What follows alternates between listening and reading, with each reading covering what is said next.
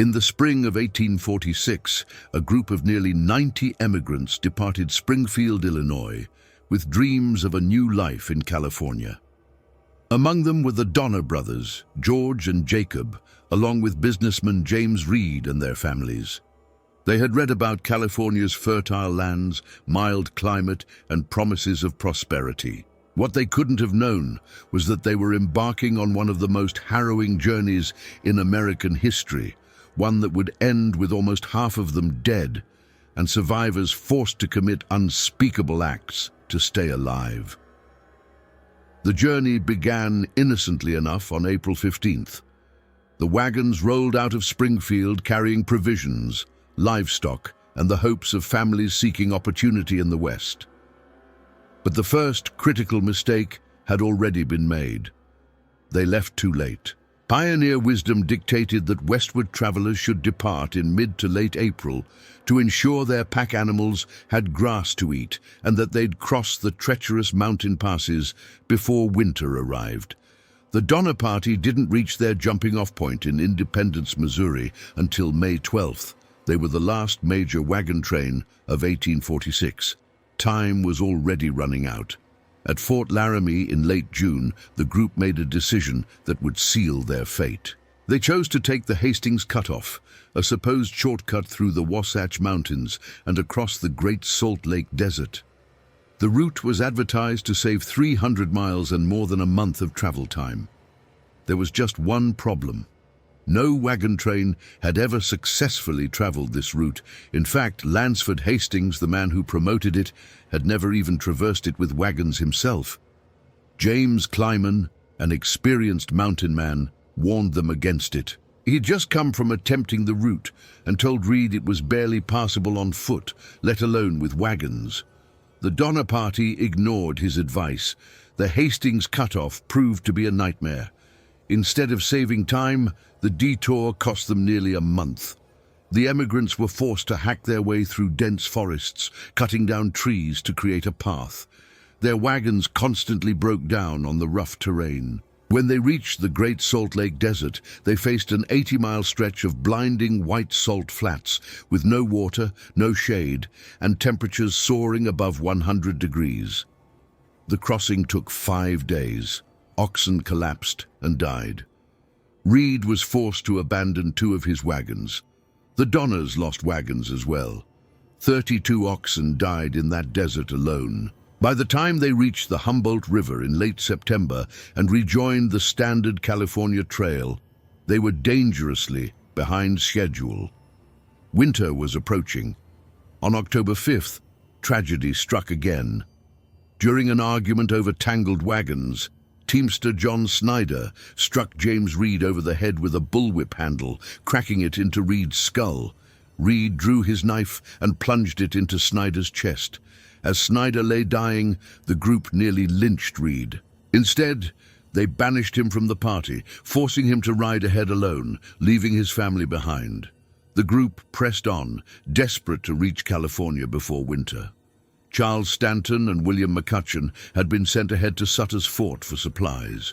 Stanton returned with food and 2 Native American guides, but McCutcheon, too weak to continue, stayed behind.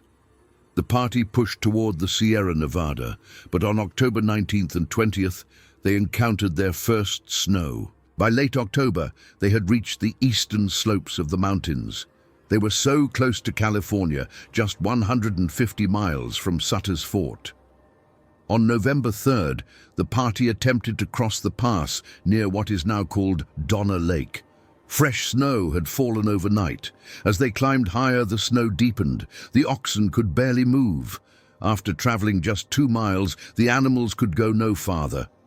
A storm was building. They had no choice but to turn back. By morning, the pass was impassable.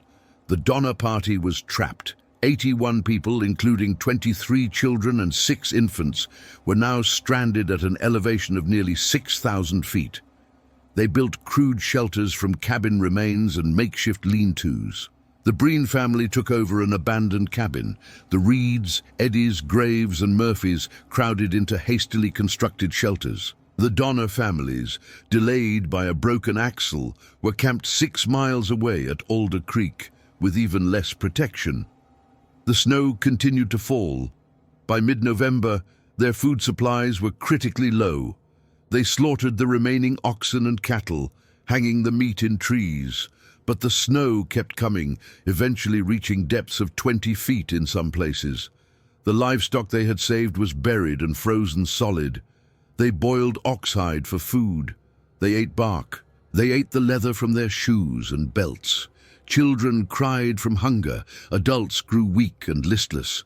On December 16th, 15 of the strongest members, 10 men and 5 women, strapped on crude snowshoes made from oxbows and rawhide, and set out to cross the mountains on foot to find help. This group, later known as the Forlorn Hope, faced unimaginable conditions. They had almost no food and walked through waist-deep snow in sub-zero temperatures. After 5 days, they ran out of provisions. After a week, 4 men were dead. The survivors faced an impossible choice. They began to eat the dead. They cut flesh from the frozen bodies, roasted it over small fires, and consumed it to stay alive. They tried not to eat their own relatives. They agreed never to kill anyone for food, only to consume those who died naturally from starvation and cold. But desperation warps the mind. After 17 days, only 7 survived to reach the first California settlement, 2 men and 5 women. The women had proven stronger, more resilient in the face of horror. Back at the lake camps, conditions had deteriorated into something resembling hell on earth. Baylis Williams was the first to die on December 15th. More deaths followed in the coming weeks. Mothers watched their children waste away. Fathers grew so weak they couldn't stand. The cabins were dark, cramped and freezing. Snow covered the roofs, blocking out nearly all light. The stench of unwashed bodies, sickness and death filled the air. People lay in their bunks, conserving what little energy remained. The first relief party didn't arrive until February 19th, more than 3 months after the party became trapped. 7 men crossed the mountains carrying supplies. They found scenes of unimaginable suffering, emaciated bodies, children with hollow eyes and distended bellies, adults too weak to speak, and they found evidence of something darker. The rescue party discovered human bones that had been cracked open for marrow, skulls that had been split to access the brain, pots with bits of flesh still inside. Not all survivors could leave. The relief party could only take the strongest back.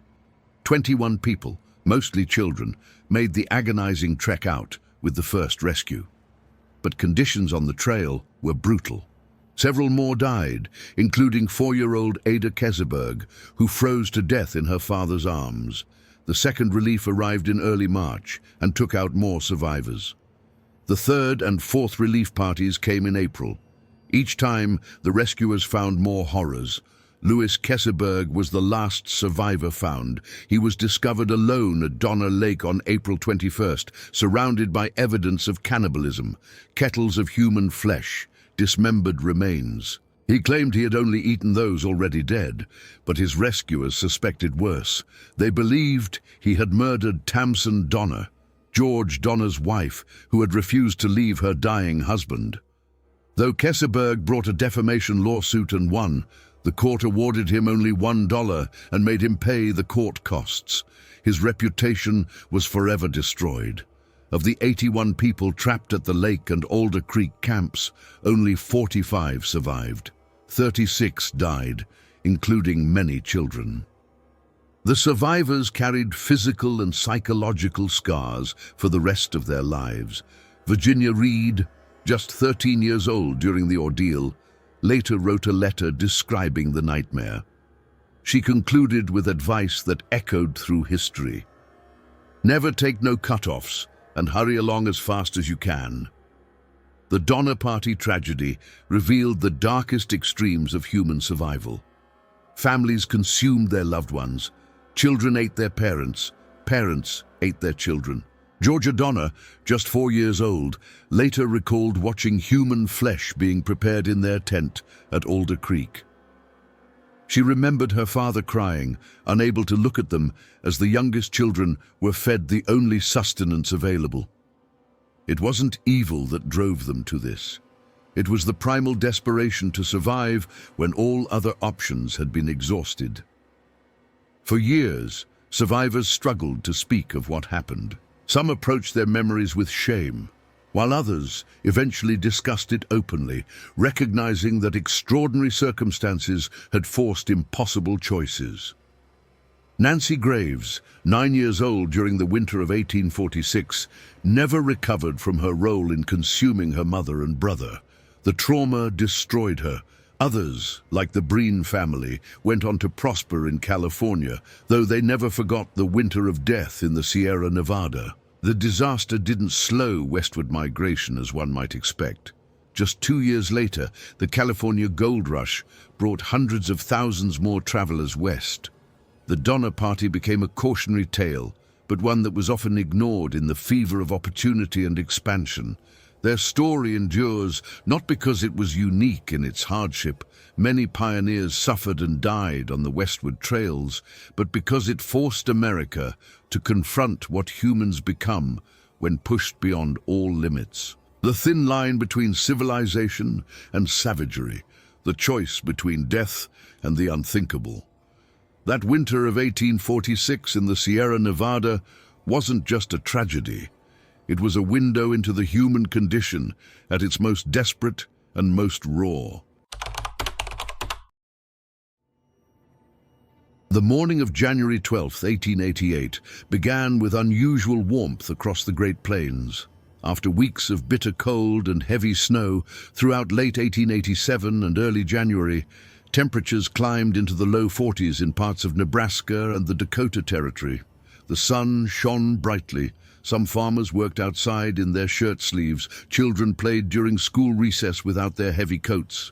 It felt like an early spring thaw had arrived. No one suspected that within hours, one of the most deadly blizzards in American history would explode across the plains, killing at least 235 people, most of them children. The settlers of the Great Plains in 1888 lived in one of the harshest environments imaginable. This was still frontier country. Nebraska had only been a state for 21 years.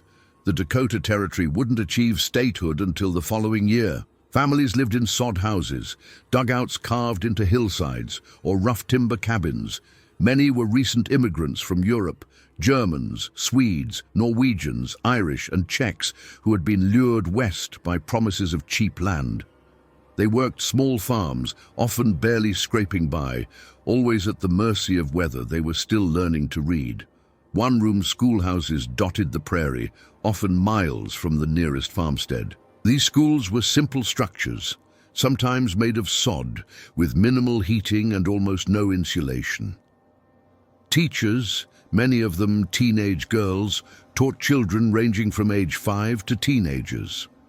School days ran regardless of weather, as parents needed older children to help with farm work whenever possible, and education was highly valued in these tight-knit communities. On January 12th, thousands of children across Nebraska, Dakota Territory, Minnesota, and Kansas were in school when the storm hit. The blizzard came from Canada, a massive Arctic cold front that raced southeast at extraordinary speed. It covered 780 miles in just 17 hours, moving at an average of 45 miles per hour. One moment, the day was calm and almost pleasant. The next, a wall of ice and wind exploded out of the northwest. Temperatures plummeted as much as 18 degrees in 3 minutes in some locations. One weather station recorded 44 degrees at 2 in the afternoon. By 9 that evening, it was 11 degrees below zero. By morning, it had reached 42 below. But the temperature wasn't the deadliest aspect of the storm. It was the wind. Sustained winds of 40 to 50 miles per hour, with gusts exceeding 60 miles per hour, drove snow horizontally across the plains. Visibility dropped to zero instantly. People described it as a white wall that simply appeared out of nowhere. The wind was so powerful that it ripped roofs off buildings, overturned wagons, and tore sod from the prairie itself, hurling chunks of earth through the air. The combination of extreme cold and hurricane-force winds created conditions so hostile that death could come in minutes for anyone caught outside unprepared. Across the plains, thousands of people were caught unaware. Farmers were in their fields, workers were in town, and children were in school. Some teachers, recognizing the danger immediately, kept their students inside. These schools generally fared well, though they spent terrifying hours huddled against inadequate stoves, burning whatever fuel they had, listening to the howling wind try to tear their buildings apart. But other teachers, worried about running out of fuel or not fully grasping the storm's severity, dismissed school and sent children home. This decision proved fatal again and again. Children, dressed for the mild morning weather, stepped out of their schoolhouses into a nightmare. Many lived more than a mile from school.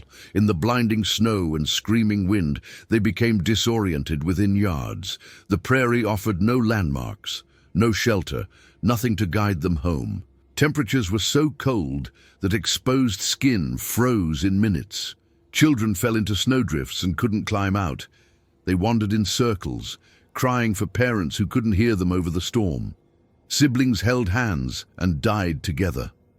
In Holt County, Nebraska, 19-year-old teacher Etta Shattuck attempted to walk to her boarding house when the storm hit. She became lost almost immediately. Desperate for shelter, she crawled into a haystack and burrowed inside. She remained there for 78 hours, 3 days and nights. When she was finally found by Daniel Murphy and his hired men, she was barely alive. Her feet and legs were severely frostbitten. Doctors amputated her feet and legs, but complications from the surgery killed her on February 6th or 7th. She was 19 years old. Near Plainview, Nebraska, teacher Lois Royce faced a nightmare scenario. She was trapped in her schoolhouse with 3 young students, 2 9-year-old boys and a 6-year-old girl. As their fuel ran out and the building grew colder, Royce made the decision to lead the children to safety. Her boarding house was just 75 meters away, less than 90 yards. They could practically see it through the storm. They set out into the blizzard. Within minutes, they were lost. The children froze to death. Royce survived, but her feet were so badly frostbitten they had to be amputated below the knees. She would spend the rest of her life in a wheelchair, haunted by the deaths of those 3 children she had tried to save. But not every story ended in tragedy. In Myra Valley, Nebraska, 19-year-old Minnie Freeman became a hero. She was teaching at a sod schoolhouse about 6 miles south of Ord when the storm hit with such violence that it ripped off a corner of the building's tar paper and sod roof. Snow poured in. The structure was collapsing. Freeman had 13 students, the youngest just 6 years old. She knew staying in the failing building meant death. She also knew that walking into the storm meant death. She made an impossible choice. Freeman tied her students together with twine, creating a human chain so no one could get lost.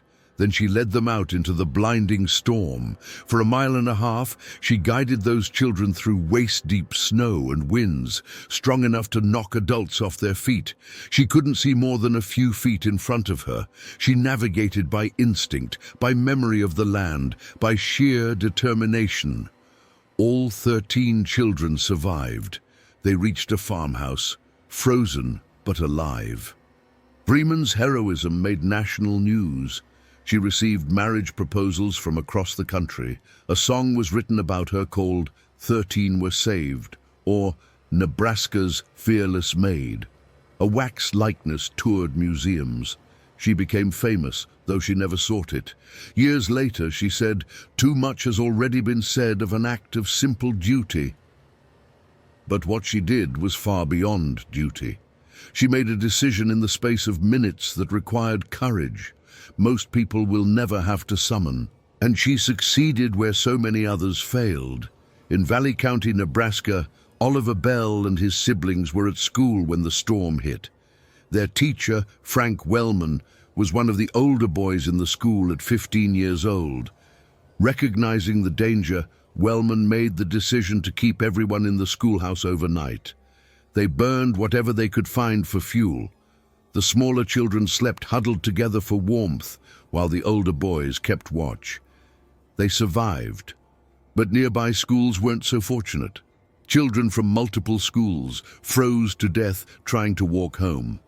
John Secor, a stonemason working in the area, was walking home cross-country from Brownville, Nebraska, carrying 50 pounds of flour and groceries when the storm hit. He survived by finding shelter in a barn, but his feet were so badly frostbitten that all his toes had to be amputated. The injury haunted him. Years later, in 1912, he was declared insane. Reports suggested that he had never fully recovered from his suffering in the blizzard, and it was thought his injuries had contributed to his mental breakdown.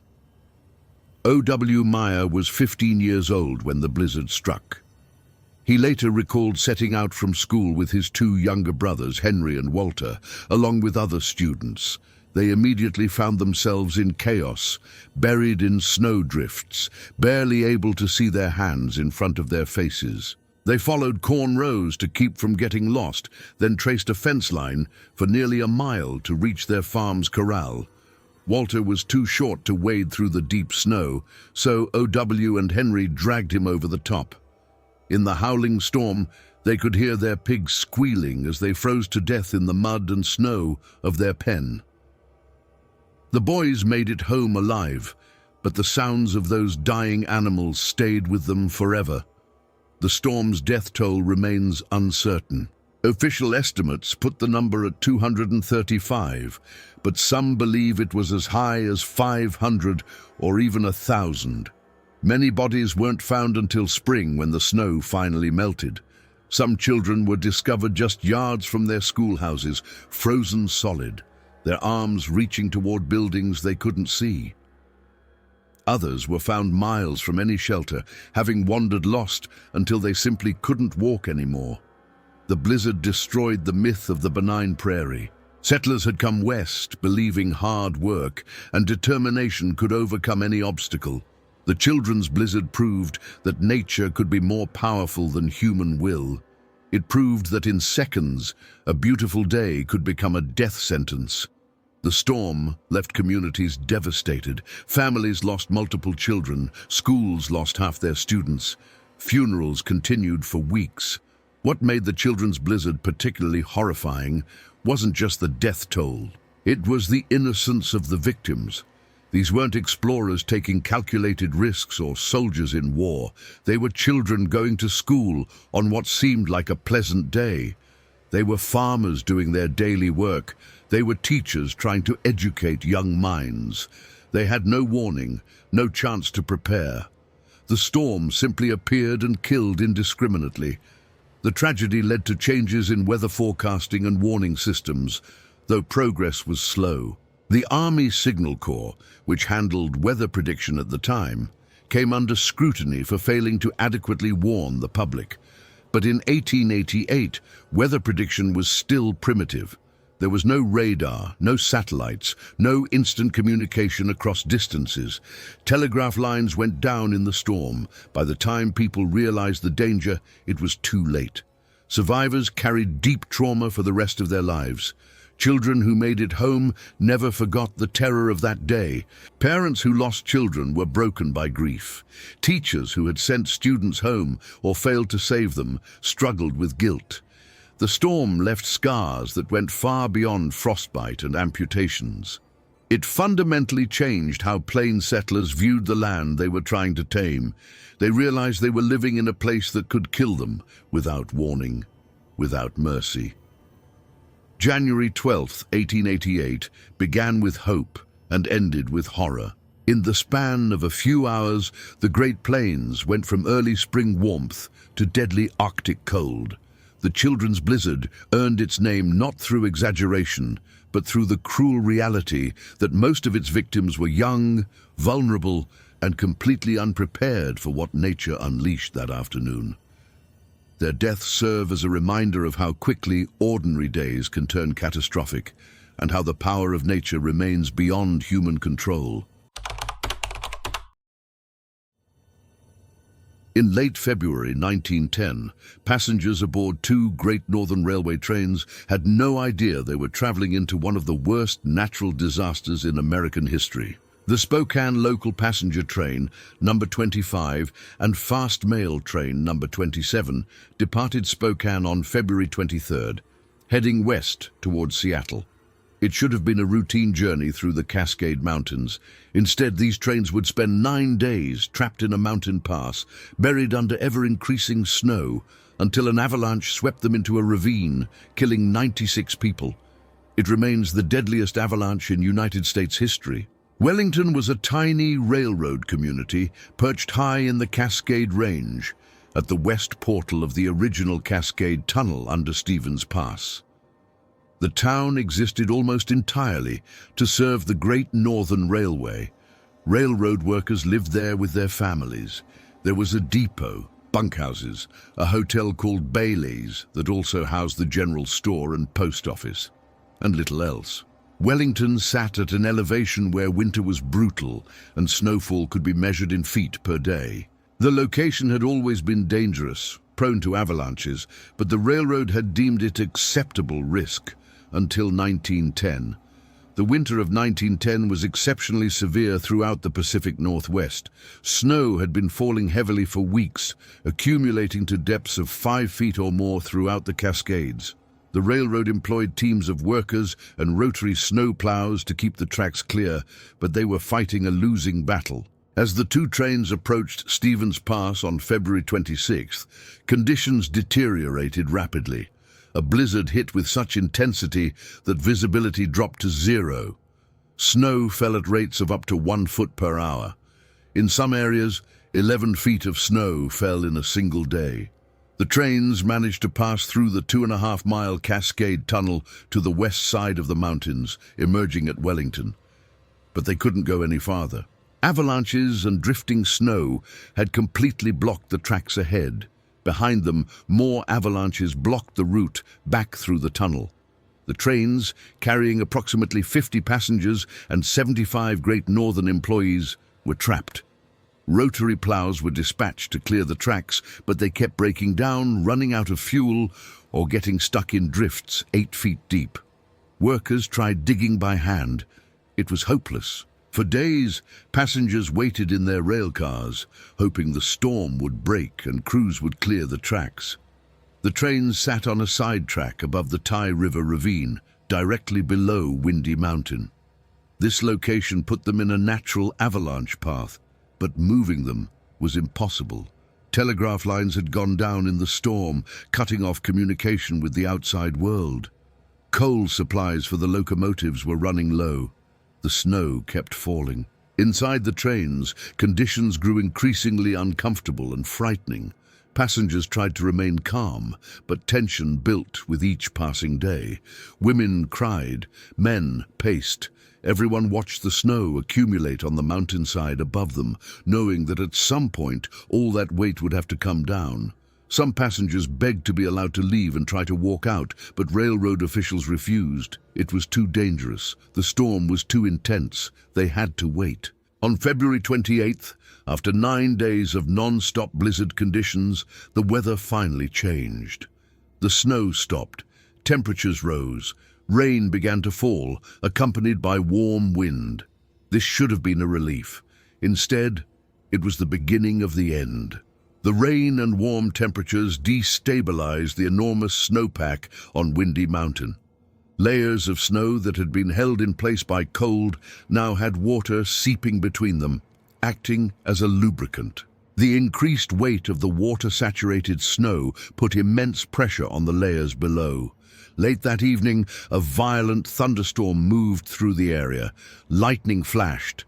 Thunder boomed through the mountains. The combination of rain, rising temperatures, and the thunder's vibrations created perfect conditions for an avalanche. Every avalanche expert and railroad worker in Wellington knew the danger. Some workers refused to sleep in the bunkhouses closest to the mountain. They moved to the Bailey's Hotel, which was farther from the slope. But the passengers in the trains had no choice. They were trapped. At approximately 1:20 in the morning on March 1st, either a lightning strike or a thundercrack triggered the catastrophe. A massive slab of snow broke loose near the summit of Windy Mountain. Charles Andrews, a railway employee who witnessed the event, later described what he saw. White death moving down the mountainside above the trains. Relentlessly it advanced, exploding, roaring, rumbling, grinding, snapping, a crescendo of sound that might have been the crashing of 10,000 freight trains. The avalanche was a wall of snow 10 feet high, half a mile long, and a quarter of a mile wide. It weighed thousands of tons and moved with terrifying speed. Previous wildfires and logging had cleared the slopes above Wellington of protective timber, leaving nothing to slow or stop the avalanche. The mass of snow and ice roared down the mountain, gathering rocks, trees, and debris as it fell. When it hit the trains, the impact was devastating. The avalanche lifted both trains completely off the tracks and hurled them through the air. Passenger cars, mail cars, and locomotives weighing tons apiece were thrown like toys into the Ty River ravine 150 feet below. The trains rolled and tumbled down the slope, disintegrating as they fell, finally coming to rest at the bottom of the gorge under 40 to 70 feet of snow and debris. The Wellington depot was obliterated. The bunkhouses nearest the slope were destroyed. By sheer chance, the Bailey's Hotel and some other buildings were spared. Most of the 96 victims were killed instantly by the impact. Bodies were crushed between collapsing train cars. Skulls were smashed against rocks. Spines were broken, but not everyone died immediately. Some passengers and crew members were buried alive, trapped in the wreckage under tons of snow, unable to move, unable to breathe. They suffocated slowly in the darkness, screaming for help that couldn't reach them in time. A surviving train conductor later described being thrown repeatedly from the roof to the floor of his car as the train tumbled down the ravine, barely surviving when the car hit a large tree that slowed its descent. Railroad workers and Wellington residents rushed to the disaster site within minutes, but conditions made rescue nearly impossible. The risk of additional avalanches remained high. The wreckage was buried deep. They couldn't tell where to dig. They could hear faint cries and pounding from beneath the snow, but couldn't reach the survivors in time. Over the next few hours, they managed to dig out 23 people alive. Most had severe injuries, broken bones, crushed limbs, head trauma. 3 would later die from their injuries. Because telegraph lines were down, Wellington couldn't call for outside assistance. The survivors and rescuers were on their own. They worked through the night and into the next day, digging frantically. But with each hour, the chances of finding anyone else alive diminished. The storm had passed, but more snow was forecast.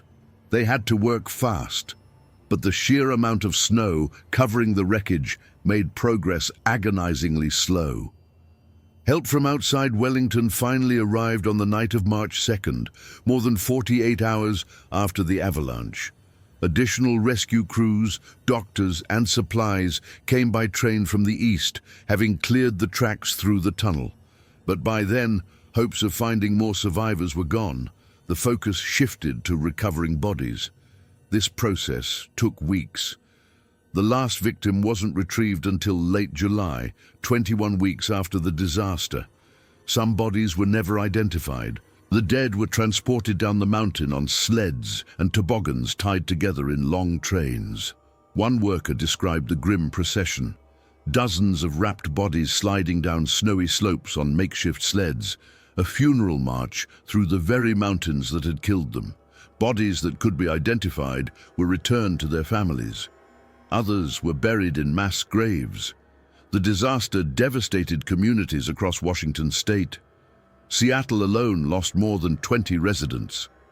Among the dead were entire families, children who had been traveling with their parents, railroad workers who had been simply doing their jobs, mail carriers, engineers, conductors, Passengers included businessmen heading to Seattle, immigrants seeking work in the city, and people just trying to get home. They had all been ordinary people on an ordinary journey until nature intervened with overwhelming force. The Wellington disaster destroyed more than lives. It shattered the public's faith in railroad safety. The Great Northern Railway faced enormous criticism. Why had the trains been left in such an exposed position? Why hadn't passengers been evacuated to safer locations in Wellington? Why weren't adequate avalanche protections in place? The railroad defended itself by claiming the avalanche was an act of God, an unpredictable natural disaster no one could have prevented. Courts agreed. The Great Northern Railway was not held legally liable for the deaths, but the company knew it couldn't afford another Wellington. Within weeks of the disaster, construction began on massive concrete snow sheds designed to protect the tracks from future avalanches. These structures, essentially concrete tunnels built into the mountainside, cost millions of dollars. The railroad also quietly changed the name of Wellington to Ty in October 1910, hoping to distance the location from its tragic association. It didn't help. The reputation of the area was permanently tainted. In 1929, the Great Northern completed a new, longer cascade tunnel that bypassed the avalanche-prone area entirely. The old depot at Ty was closed. The town was abandoned. Buildings were left to decay. Eventually, fire destroyed what remained. Today, the site of the Wellington disaster is accessible only by the Iron Goat Trail, a hiking path that follows the old rail bed. Visitors can walk through the crumbling concrete snow sheds, peer into the collapsed original cascade tunnel, and look down into the ravine where the trains fell. Scattered throughout the forest are rusted pieces of metal and debris from the trains, grim reminders of that terrible night in 1910. Many who visit the site report unsettling experiences. Park rangers refuse to go to the area after dark. Hikers describe overwhelming feelings of sadness and dread as they walk through the snow sheds or along the old tracks. Some report hearing voices echoing off the stone walls of the tunnel, voices that have no source.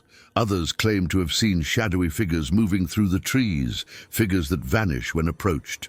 Whether these are genuine paranormal encounters or simply the power of suggestion in a place soaked in tragedy, the site of the Wellington avalanche remains a place of mourning.